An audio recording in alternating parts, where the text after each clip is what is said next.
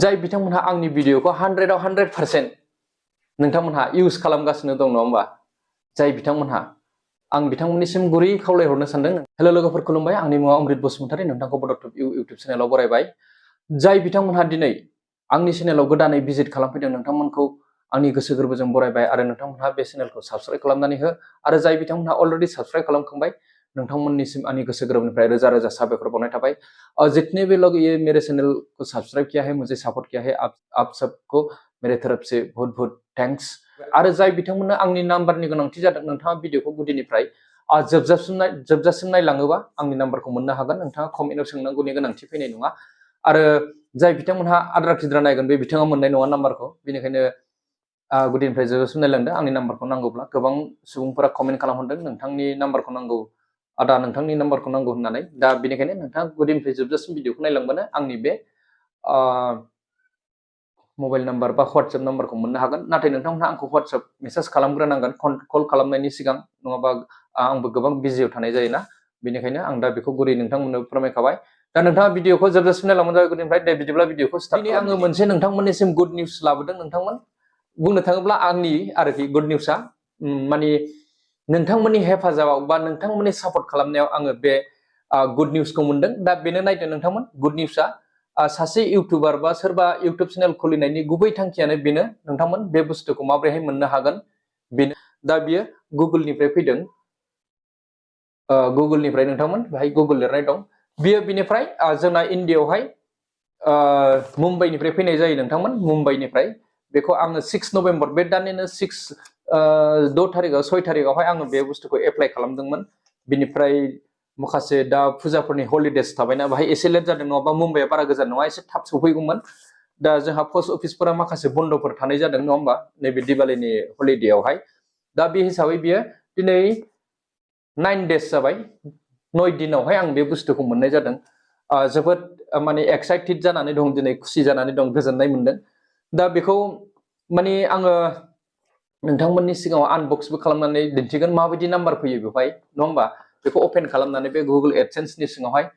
गोबाङा मिथिखागौ अब्लाबो आं दिन्थिनो सानदों आंनि थ्रुयैहाय नङा होमबा रायजोफोर आंनि जायफोरा भिउवार्सफोर नोंथांमोननो आङो माने आंनि भिउवार्सफ्राबो गोबां इउटिउबारफोर दङ आरो माखासे इउटिउबारफोरा जेरेखम दासिमबो मनेटाइज जायाखै बिथांमोनहाबो आंनि बायदि गोरलै गोरलै चेनेलफोर दं बिथांमोनहाबो माब्लाबा सानसेबाबो बिथांमोननि चेनेलाबो ग्रथ जागोन बा भाइराल जानानै सानसेबाबो बिथांमोनहाबो गावनि चेनेलखौ मनेटाइज खालामनानै लानो हागोन आं मिजिंथियो दा आंनिया मनेटाइज जाबाय हिसाबै दिनै लास्ट नैबेनो गुगोल एडसेन्स फैबाय बिनि उनावहाय दा माखासे खामानिया जोबजोब्बाय बेनिफ्राय आर्निंआ बेनिफ्रायनो स्टार्ट जागोन नोंथांमोन आर्निंआथ' स्टार्ट जागासिनोखा नैबे बुस्थुखौ गुगोल एडसेन्सनि जे पिन कड फैदों बाहाय 6 डिजिटनि पिन कड बेखौ साबमिट खालामनानै एड्रेस प्रुफ एड्रेस भेरिफिकेसन खालामखांनायनि उनावसो बेंक एकाउन्ट एड खालामनायनि मोनसे अपसन फैगोन बेनिफ्रायसो नेक्स्ट मासफोराव बा नोंनि आर्निंआ $100 जायोबा नोंनि बेंक एकाउन्टआव फैनायनि लामायाव फैयो नोंथांमोन दा बेनिखायनो आङो बेखौ दिनै नोंथांमोननो खेवनानै दिन्थिगोन दानो दा नायदो नोंथांमोन बाहाय ओरैहाय खेवनायनि लाइन होनानै दङ सिन ओरैहाय बिसिनांगौ होननानै दा आं बेखौ बिसिनसै बेवहाय माने 6 डिजिट नाम्बार थायो नङा होमबा दा दिन्थिनि आं नोंथांमोननो आरो आं बेखौ माबोरैहाय साबमिट खालामनांगौ बेखौबो दिन्थिगोन नोंथांमोननो भिडिअ बानायनानै हा माने भिडिअनि थ्रुयै आङो नोंथांमोननो बेखौ दिन्थिनाय जागोन बेखौ एड्रेसखौ माबोरैहाय भेरिफिकेसन खालामो बे जे पिन नाम्बार फैदों नङा होमबा बेवहाय बेखौ माबोरैहाय साबमिट खालामनांगौ आं बिनि मोनसे गोदान भिडिअ लाबोगोन फुल भिडिअ नायदो बाहाय नोंथांमोन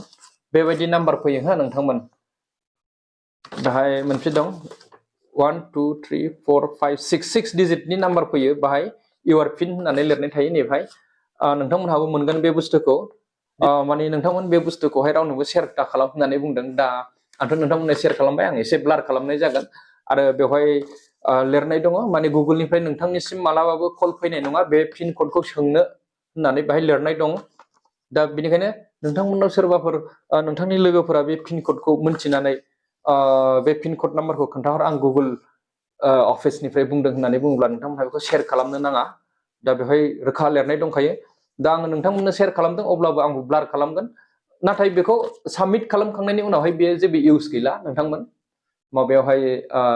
गुगल एडसेन्सआव साबमिट खालामखांनायनि उनाव बेयो जेबो इउज गैला बेखिनियानो बिनि खामानिया बिसिमल' अब्लाबो ब्लार खालामनाय जागोन माने रुल्सफोर दं नालाय इउटुबाव माखासे इउटुबनि रुल्स एन्ड रेगुलेसनखौ फल' खालामनानै थाङोबासो चेनेला अरायसम जोरना थागोन नङा होमबा नोंथांमोन आरो दा आं बे भिडिअनि थ्रुयैनो मोनसे खोथा फोरमायनो सानदों बा मोनसे खोथा बुंहरनो सानदों जाय बिथांमोनहा आंनि भिडिअखौ 100आव 100% नोंथांमोनहा इउज खालामगासिनो दं नङा होमबा जाय बिथांमोनहा आं बिथांमोननिसिम गुरै खावलायहरनो सानदों नोंथांमोनहा जाहाथे आंनि भिडिअखौ 100आव 100% बेफोरबायदि इउज दा खालाम मानो होननानै बुङोब्ला आंनिखौल' नङा नोंथाङा गुबुननिखौबो इउज दा खालाम मानो होननानै बुङोब्ला नोंथांनि चेनेला सानसेबाबो प्रब्लेमाव फैनो हागौ दा आं नायनानै दङ गोबां सुबुंफोरा आंनि भिडिअखौ 100आव 100 इउज खालामनानै दं दुखुनांथाव बेफोरो दा भिडिअ जेब्ला नोंथाङा इउटुब चेनेल खुलिबायबा नोंथाङा भिडिअ क्रिएट खालामनो बा नोंथाङा कन्टेन्टखौ गावबा गावनो दिहुननानै लाबोनांगोन नङा होमबा सोरनिखौबा खावनानै बा सोरनिबा भिडिअखौ रि-आपल'ड खालामफिननाय बेफोरथ' जानाय नङाना नोंथांमोन बेफोर गावनिनो प्रब्लेमाव फैगोन नोंथांनि चेनेलावहाय कपिराइट स्ट्राइक फैयोबा नोंथांनिनो चेनेला प्रब्लेम बिनिफ्राय नोंथांमोनहा बुंगोन अमुकआ आंखौ कपिराइट स्ट्राइक होबाय होननानै नङा होमबा आंल' नङा गुबुनफोरनिखौबो बेफोरबायदि इउज दा खालाम जाहाथे नोंथांनि चेनेला अरायसम जोरनानै थायो दा नोंथांमोनहा नुनो मोनगोन बे आंनि चेनेलावहाय माने आं दिनैसिम गुबुननि भिडिअसफोरखौ आपल'ड खालामफेराखै गासिबो आंनि पार्सनेल कन्टेन्ट जोब दा बेनिखायनो आं खावलायहरदों नोंथांमोनखौ गुरैयै जाहाथे बेफोरबायदि इउज दा खालाम आरो बेहाय आङो मोननै चेनेलनोल' आङो पारमिसन होदोंमोन बै समाव मोननै भिडिअ नैबे बेंलाय फंबायनो आं मोनसे पारमिसन होदों बेनिफ्राय मुलुगनां बड' निउस चेनेल गबिन बर' फंबायनो बिथांमोनहा नो प्रब्लेम आंनि थाखाय माने बिथांमोनहाबो बे मोननै भिडिअखौल' इउज खालामखादों आं जेखौ पारमिसन होदों बिनिफ्राय बिथांमोनहा इउज खालामाखै बिथांमोननि सायाव आंहा जेबो डाउट गैया बिथांमोनहा मोननैल' भिडिअ इउज खालामदों आं जाय भिडिअखौ आं बिथांमोनखौ इउज खालामनो थिनदों बै समावहाय आंनो गोनांथि जादोंमोन नालाय जोंनि आफादनि भिडिअमोन बियो BBWA आफादनि दा नोंथांमोनहा जे दा कन्टिनिउ माखासे सुबुंफोरा आंनि भिडिअखौ रिइउज खालामगासिनो नोंथांनि चेनेलाव प्रब्लेम फैयोबा बेहाय अमृत बसुमतारीनि एबा BBWA नि बा आंनि बाहाय रावनिबो दाय थानाय नङा बड'टुब इउटुब चेनेलनि दाय थानाय नङा नोंथांमोन आं बेखौ गुवारै फोरमायहरखाबाय मानोना